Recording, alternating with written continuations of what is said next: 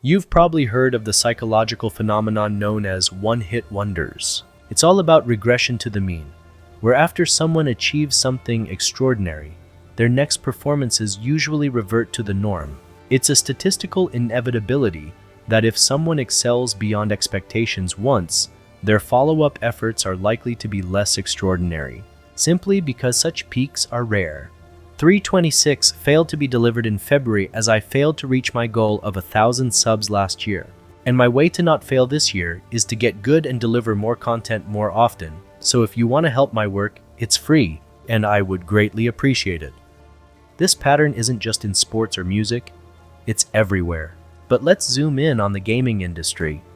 Think about how many gamers still favor classics like Diablo 2 over its sequels, or prefer an older Final Fantasy game to the newer ones, or even hold Castlevania Symphony of the Night as the gold standard for the series. Masterpieces are often the result of a unique moment in time, with Grinding Gear Games recently deciding to delay patch 326 until Path of Exile 2 stabilizes. It's worth exploring what the future might hold for this sequel. Path of Exile 1 has set a high bar, one that it will always be remembered for. Therefore, Path of Exile 2 must carve out its own identity. Simply cloning the original won't suffice. It doesn't mean they can't borrow some successful elements or mechanics, but a carbon copy approach? That won't fly. Here's the silver lining. GGG is currently riding a wave of momentum. They just need time, resources, and to master the art of managing two games simultaneously. Could the early access for Path of Exile 2 be pushed back a few more months? Definitely. But it's already out there, and the community is enjoying it. If the player numbers were low, we'd be having a very different discussion, but they're not. Even better news, we've only seen a fraction of what Path of Exile 2 has in store. With over a decade of development experience under their belt, GGG has a unique opportunity to create what could be the definitive ARPG, potentially dethroning the long-reigning Diablo 2. I believe they're up to the challenge. Here's a reminder of what's still to come in the game.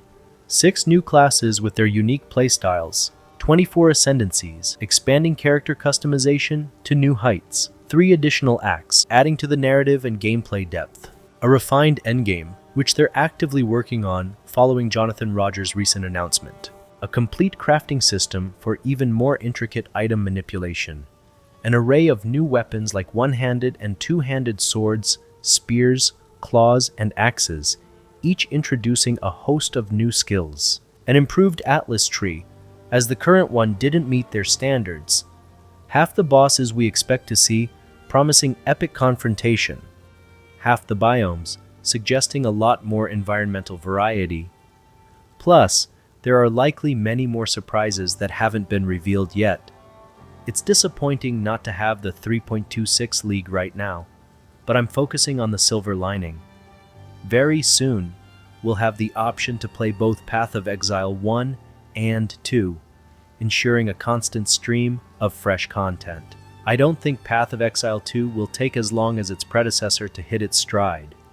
Once it reaches that Super Saiyan level, the rest will be history. The successful innovations from Path of Exile 2 have the potential to be seamlessly integrated into Path of Exile 1. Take the gem panel, for instance. Incorporating that into Path of Exile 1 would be a game changer. Personally, I'd welcome the WASD movement and dodge roll mechanics into Path of Exile 1, although that's more of a subjective preference. Ultimately, I believe that in the long run, the entire community of both games will benefit from these quality enhancements. Anyways, yes, it's disappointing to not have a new league very soon, but I'm very excited to experience everything that's missing in PoE 2 at the moment.